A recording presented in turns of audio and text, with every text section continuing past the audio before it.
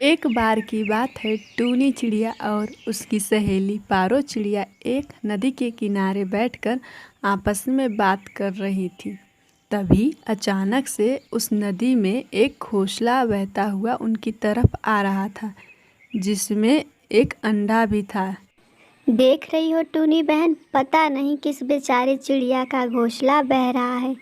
हाँ बहन, पता नहीं उसकी माँ कितना रोई होगी। टूनी घोंसले के पास जाती है और उसमें से अंडा बाहर निकाल लेती है।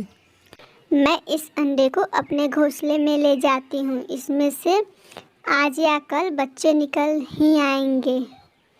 टूनी बहन, अब इस बच्चे का क्या होगा? तुम एक काम करो, इस अंडे को अपने पास रखो।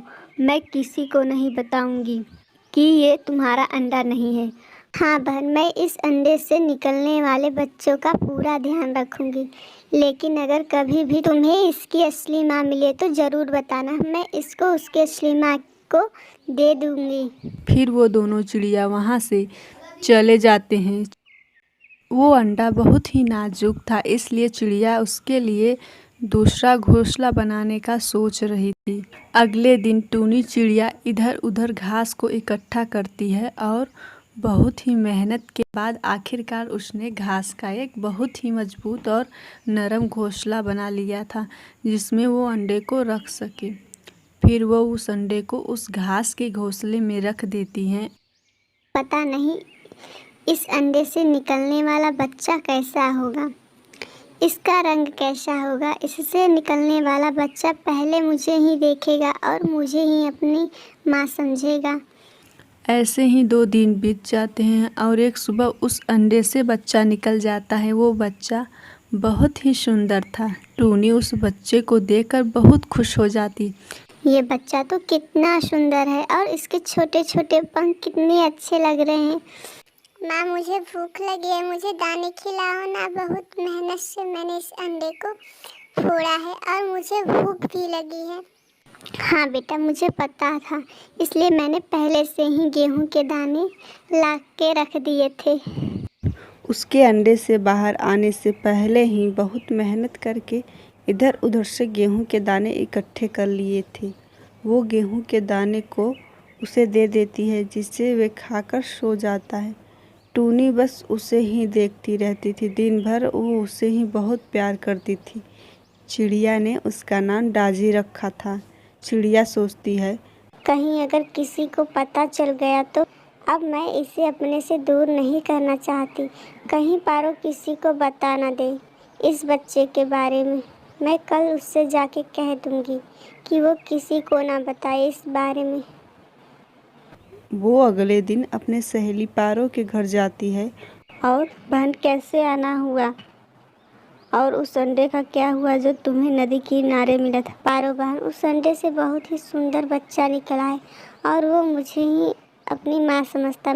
मैं आपके पास इसलिए आई हूँ कि आप किसी को मत बताना उस बच्चे के बारे में। मैं उस बच्चे से बहुत प्यार करती हूँ और अब उसे किसी को नहीं दूँगी। टूनी, अगर उसे बाद में पता चल जाएगा कि तुम उसकी असली माँ नहीं हो तो वो तुम्हारे साथ रहेगा। इस बात का तो मुझे नहीं पता, लेकिन मैं उसे कभी पता नहीं चलने दूंगी। मैं उसे बहुत प्यार दूंगी, वो मुझे छोड़कर कभी नहीं जाएगी। ठीक है बहन। चिड़िया यह कहकर वहाँ से चली जाती है। पारो का पति बोलता है, पारो, क्या वो वही चिड़िया है जिसने नदी से अंडे को उठाया था? हाँ रंगू जी, अब तो ये चिड़िया उस लवारिस बच्चे के प्यार में पागल हो गई है। पागल तो मैं उसे अब बनाऊंगा। उस बच्चे को थोड़ा बड़ा होने दो। वो चिड़िया उस बच्चे के लिए बहुत मेहनत करती और दाने इकट्ठा करती। वो जहाँ जाती अपने बच्चों को साथ ले जाती। वो उसे अपने से अकेला नहीं छोड़ती। अब वो बच्चा बड़ा हो गया था। टूनी उसे उड़ान सिखाती थी। रोज़ ऐसे ही कुछ दिन बीत जाते हैं। एक दिन टूनी अपनी बच्ची डाजी के साथ बैठी थी। तभी वहाँ पर उसकी सहेली पारो और उसका पति वहाँ पर आते हैं। और टूनी बहन, तुम तो इसे बहुत प्यार से रखती हो। हाँ बहन, मैं इससे बहुत प्यार करती हूँ और इसका बहुत अच्छे से ध्यान रखती हूँ। अच्छा चिड़िया, इस बच्चे को नदी वाली बात पता चली कि नहीं? अरे नहीं बहन, तुम क्या कह रही हो? तुम ये कैसी बातें कर रही हो? चलो हम कहीं और बात करते हैं। वो तीनों दादी से दूर चले जाते हैं। सुनो चिड़िया, अगर तुम चाहती हो कि इस बच्चे को नदी की बात ना पता चले तो तुम्हें रोज हमारे घर पर दाने पहुंचाने होंगे। अरे रंगू भैया, आप कैसी बातें कर रहे हैं? आपने तो कभी ऐसी बात नहीं की।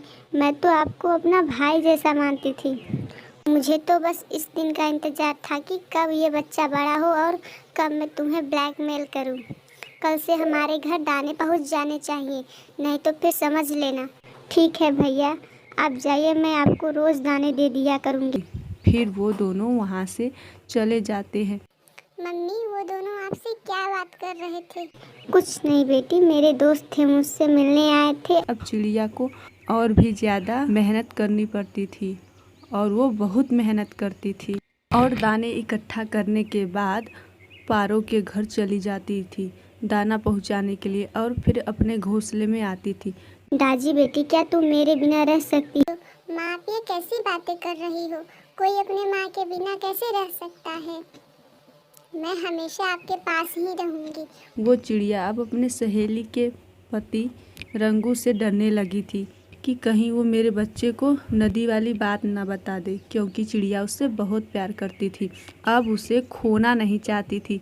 फिर एक दिन पारो और रंगू टूनी के घर आते हैं। मैं तो रोज आपको दाने दे आती हूँ, फिर आप मेरे घोंसले में क्यों आए हो? तुम डरो मत, मैं तुम्हारे बच्चे को कोई बात नहीं बताऊंगा। माँ, ये दोनों किस नदी के बारे में कह रहे हैं? ये दोनों उस दिन जब आए थे फिर भी नदी की बात कर रहे थे। आखिर उस नदी का क्या राज है? कुछ नहीं बेटा, ये मेरे दोस्त हैं, हमेशा मुझसे मजाक करते रहते हैं। अच्छा माँ, मुझे प्यास लगी है। माँ, मैं पानी पीने जा रही हूँ।